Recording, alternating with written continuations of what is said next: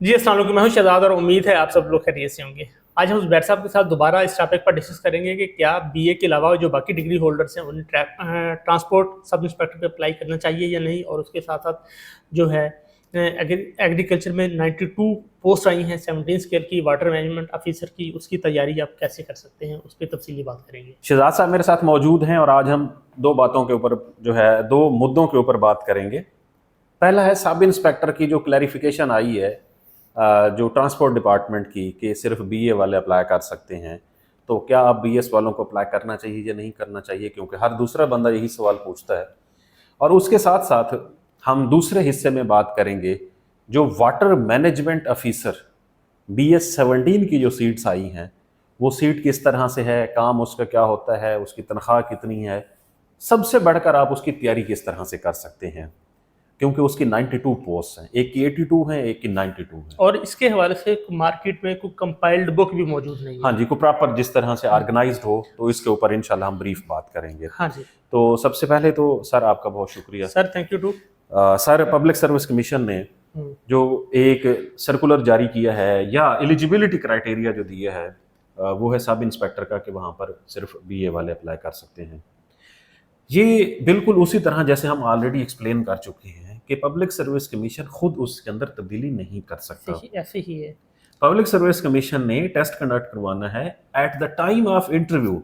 अब आप में से वो लोग जो बीएस वाले हैं, अगर वहां पर बीएससी या बीए का ऑप्शन है, जिस बंदे ने कुछ साइंस की डिग्री हासिल की हुई है वो बीएससी को सिलेक्ट कर ले, जिसने आर्ट्स की डिग्री हासिल की हुई है वो बीए को सिलेक्ट कर, बीएस जिसका भी बीएस है, क्योंकि बीएस वाले अप्लाई करना चाहिए हर सूरत में। इसके ऊपर आपको बताते हैं कि क्यों करना चाहिए।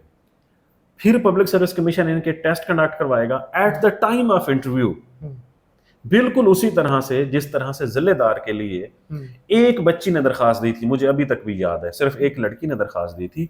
उसने दरखास्त में कहा था कि जी मैंने बीएस किया हुआ है, जिलेदार के लिए बीए मांगा गया था, क्योंकि एचईसी ने 2017 में बीए बंद कर दिया था, प्रोग्राम खत्म कर दिया। अब ना तो एडीए, एडीपी, एडीएस आपके सर्विस रूल्स के अंदर ऐड है, ना ही बीएस प्रोग्राम ऐड है। तो जब मार्केट के अंदर ऐसी कोई डिग्री मौजूद ही नहीं है तो हमें इजाजत दी जाए कि हम इंटरव्यू के अंदर बैठें। और पब्लिक सर्विस कमीशन को महकमे ने लिख के दिया था कि आप बीएस वालों के इंटरव्यूज करें। ये सेम इसी तरह से सेट होना है ये मुद्दा। ये अभी बहस से नीचे लोग गालियां दे रहे होते हैं, ठीक है, इनसे हल नहीं होने वाला, ऐसे ही, ठीक है। अब राना असलम साहब ने कल वीडियो लगाई है, पिछली दफा राना साहब हमारे दूसरी तरफ खड़े थे, वो कह रहे थे कि बीए वाले अप्लाई नहीं कर सकते। सारे लोग लास्ट टाइम जिलादार में ऐसे ही था और हम शुरू से दूसरी साइड पे खड़े थे। हाँ जी। जिस साइड पे बैठे हुए, मैं अभी भी इसी साइड पे बैठा हुआ हूँ। जब एक डिग्री का वजूद नहीं है, ये सर्विस रूल्स बने होंगे 1980 के अंदर, ऐसे ही है 1970 के अंदर सर्विस रूल्स बने उस वक्त सिर्फ बीए होता था। उस वक्त होता ही, उस वक्त तो बीए जिस बंदे की होती थी वो तो इलाके में सबसे मशहूर होता, फलां बंदे ने बीए कर लिया जी। ऐसे ही है जैसे अब किसी की पीएचडी हो, जैसे डॉक्टर साहब बन जाए बंदा कोई। तो सो प्लीज बगैर किसी बहस में पड़े हम आप लोगों से हम्बल रिक्वेस्ट कर रहे हैं कि आप लोगों को अप्लाई करना चाहिए, और अप्लाई करने के बाद चुप करके टेस्ट देना चाहिए। ये कब डिसाइड होगा? ये इंटरव्यू के टाइम डिसाइड होगा। इंटरव्यू के लिए सिर्फ तकरीबन 450 लोगों ने शॉर्टलिस्ट होना है, कोई 50,000 लोगों ने शॉर्टलिस्ट नहीं होना। और इस बात की टेंशन बिल्कुल छोड़ दें कि आपके लिए कोई मसला होगा। कोई मसला भी नहीं है। आप देखिए, इससे ज्यादा और आप लोगों के लिए ऑफर क्या होगा कि बैर साहब ने लास्ट वीडियो में क्या दिया था कि जो बच्चा इस तरह से ना होगा इसके बीए बेस पे या बीएससी बेस पे, ठीक है, उसकी फी मुझसे ले ली जाए, और अगर उसका इंटरव्यू हो गया तो फिर हम रिकमेंड भी हो गया तो फिर हम उससे मुर्गा खाएंगे। अच्छा, और ये हो जाएगा, हम खुद भी इनको सपोर्ट करेंगे इंशाल्लाह at the time of interview, but अभी नहीं, this is not the right time. अभी इन्होंने टेस्ट देना है। ऐसे ही है। हाँ, वो लोग जो शॉर्ट लिस्ट होंगे उनके लिए हम उनके साथ खड़े होंगे। बिल्कुल ऐसे ही। किसी दफ्तर में जाना पड़ेगा, उनके लिए कोई प्ली लेनी पड़ेगी, एडवोकेसी में आप लोग भी, एडवोकेसी के अंदर इंशाल्लाह हम शामिल होंगे, और जहां पर हमारा कोई एक आध दोस्त बैठा, आप अपना रोल जो है ना वो बढ़ा रहे हैं। नहीं, मैं अपना रोल बढ़ा नहीं रहा, बट मैं मोटिवेट कर रहा हूं। मेंटोर से आप एडवोकेसी की तरफ जा रहे हैं। आई विश कि ये तमाम लोग अप्लाई करें। हाँ। और तमाम लोग अप्लाई करने के बाद मैं अब ये इस वीडियो में मैं इसलिए नहीं कह रहा कि हमारा सेशन क्योंकि कल से शुरू होने वाला है, लोग ये कहते हैं कि सिर्फ और सिर्फ ये पैसे कमाने के लिए ये बातें कर रहे होते हैं। ठीक है भाई, आप किसी का सेशन कोई ज्वाइन ना करें, ठीक है, खुद से तैयारी तो करें ना। इम्तिहान तो दें, ठीक है।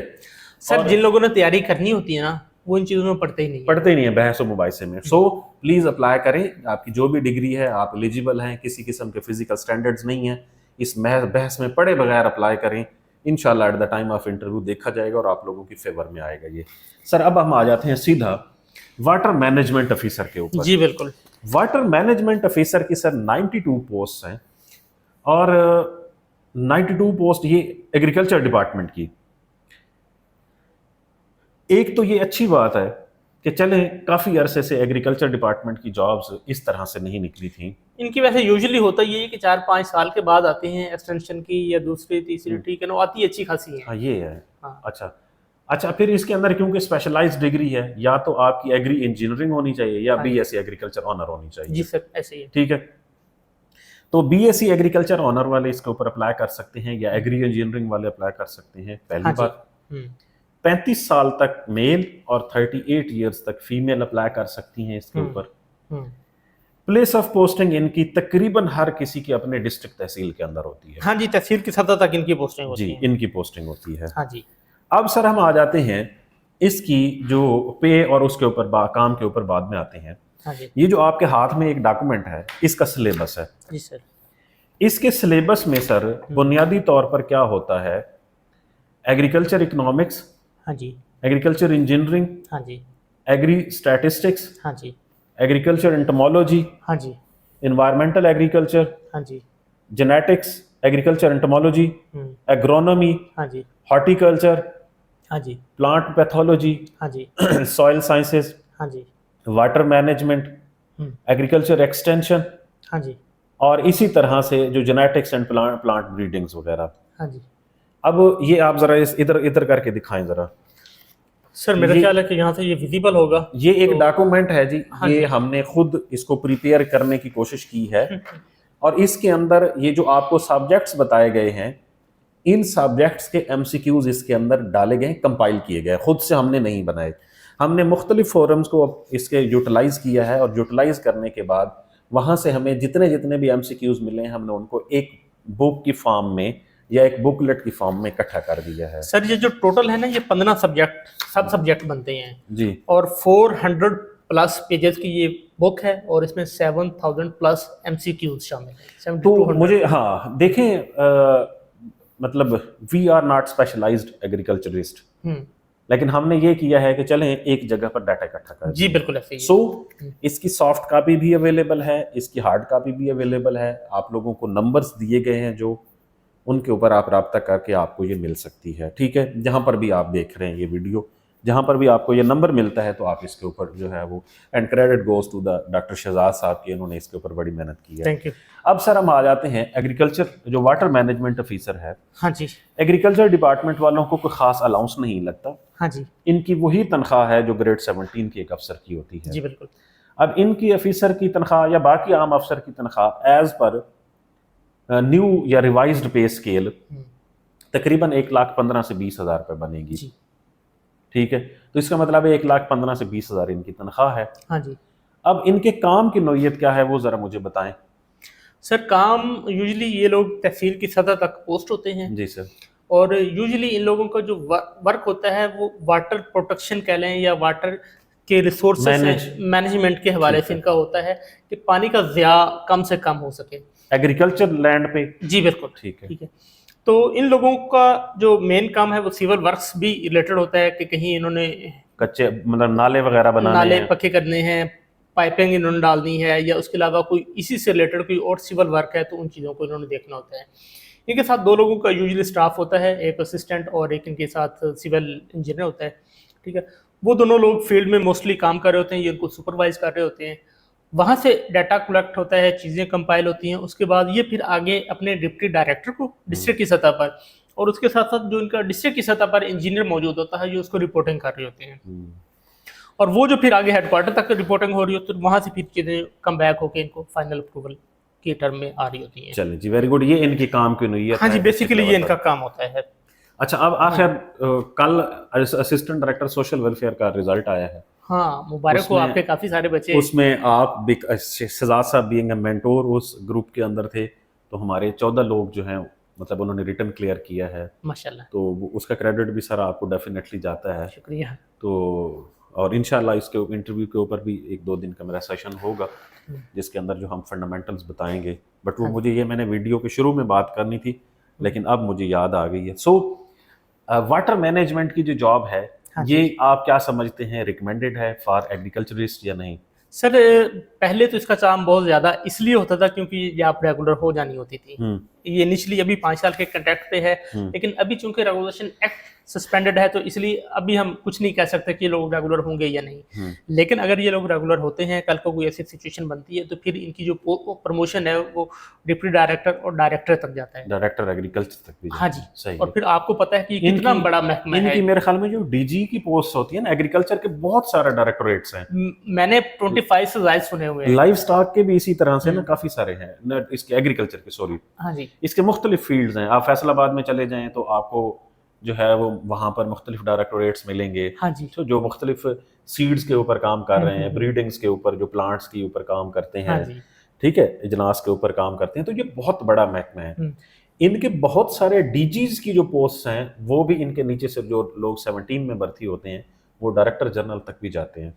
Okay okay. मतलब एक अब क्योंकि चले रेगुलराइजेशन की वजह से थोड़ा सा इशू है, हाँ जी। अदरवाइज इनकी प्रमोशन बहुत अच्छी हुआ करती थी और इनमें से वो लोग जिनकी कम उम्र होती थी वो बहुत ऊपर तक चले जाते थे। सही। दूसरा सर, इनकी घर के अंदर पोस्टिंग हो सकती है, आपको अपनी तहसील में मिल जाती है आराम से पोस्टिंग।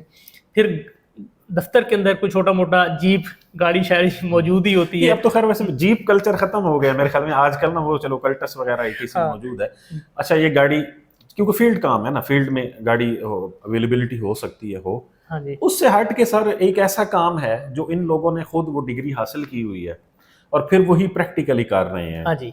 एग्रीकल्चर में बहुत ज्यादा बैकग्राउंड, रूरल बैकग्राउंड के जो लोग हैं ना वो जाते होते हैं, हाँ जी। जो देहाती इलाकों हाँ, के सिटी होते एरियाज हैं के या लोग कम जाते हैं। सिटी एरिया का जो बंदा है वो बहुत कम जाता है एग्रीकल्चर के अंदर। अगर वो जाता भी है तो फिर वो पेस्टिसाइड कंपनीज में चला जाता है, ठीक मार्केटिंग है, में चले जाते हैं। मार्केटिंग के अंदर चला जाता है, वो मुख्तलिफ। अब एक बंदा जिसने की ही डिग्री ये स्पेशलाइज्ड है और उसे वैसे भी बुनियादी मालूमात हैं उनके पास एग्रीकल्चर के हवाले से, उसके इश्यूज के हवाले से, तो ये तो उसके लिए बहुत अच्छी जॉब है। फिर सर ऐसे लोग जिनके पास ये डिग्री होल्डर, उन्हें जॉब नहीं मिली तो गवर्नमेंट ने उन्हें जमीनें भी दी थी आबाद करने के हाँ लिए। जी, तो जमीनें भी आबाद करें तो नौकरी भी ये है इनके हाँ। पास। और बाकी ये है कि ये वाटर मैनेजमेंट का एक अच्छा काम है, प्रिजर्वेशन ऑफ द। फिर आपकी इसमें पीआर बहुत ज्यादा बनती है। लेकिन अगर आपकी किसानों के साथ, बड़े बड़े जिम्मेदारों के साथ उठक बैठक होती है तो आप डेफिनेटली इसमें आपके पीआर वगैरह बन सकती है। खैर ओवरऑल इतना कोई मुश्किल काम नहीं है ये, कोई मतलब इन्होंने कोई नासा में तो जाना नहीं होता, आसान काम है। आप समझें कि सिर्फ नासा वाले मुश्किल काम करते हैं, बाकी सारे लोग। चलिए किसी दिन इस पे भी बात करेंगे कि नासा वाले क्या काम करते हैं। ठीक है। फिर आपने कहना कि ये भी कोई काम है। अच्छा, खैर ओवरऑल ये एक अच्छी अपॉर्चुनिटी है। प्लीज आप खुद भी करें, अपने दोस्तों को भी इनकरेज करें कि वो इसके ऊपर अप्लाई करें। देखें, हमारा तकरीबन 99% जो कैंडिडेट्स या स्टूडेंट्स जो हैं, हमारा पढ़ने का बुनियादी मकसद ये होता है कि हमको बाइज़्ज़त रोजगार हासिल करें। सही है। बाइज़्ज़त रोजगार के लिए जब इस तरह की अपॉर्चुनिटीज निकलती हैं तो फिर हमें पूरा जोर लगाना चाहिए। अच्छा, तो क्या ख्याल, इस पे अप्लाई कितने लोग करेंगे? अभी तक तो 2500 लोगों ने अप्लाई किया हुआ है और अभी डेट में कितने दिन एंड है? 3 तारीख आखिरी डेट है, यानी और अमाउंट हफ्ता पड़ा है अभी। हमारे यहाँ तो आखिरी 2 दिनों में अप्लाई होता है ना सर।